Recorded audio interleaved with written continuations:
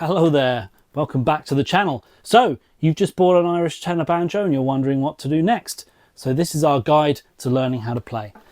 So one of the first things we need to learn, we've learnt the hold, we've learnt the plectrum grip and where to place your hand on the banjo, and your right hand is here, just along the fretboard. But there are rules. This isn't a guitar. You don't play one finger for every fret. No. There are certain rules as to where you want to put your fingers to maximize speed, dexterity and ease of playing, and I'm going to show you what those are now.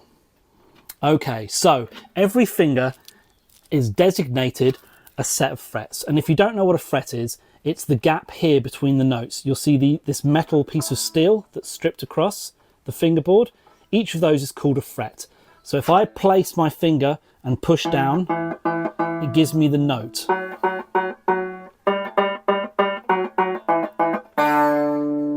Okay, and that is called fretting the note. So each finger has designated frets that it is allowed to play on. So this is finger number 1, the index finger. It is allowed anywhere on frets 1 and frets 2 only. It is not allowed to play on frets 3. The middle finger, or finger 2, can play on fret number 3 or fret number 4.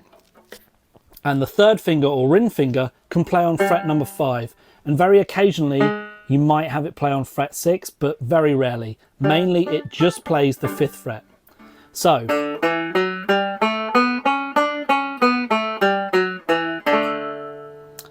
that's what your 3 fingers do. Now, your little finger, he's not left out.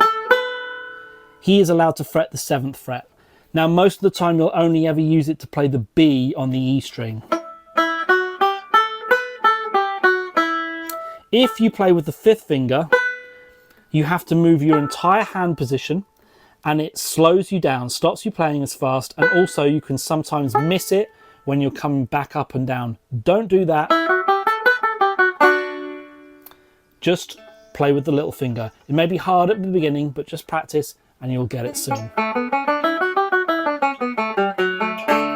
Stick to these rules and it'll help you play fast and precisely as you go through learning the Irish tenor banjo.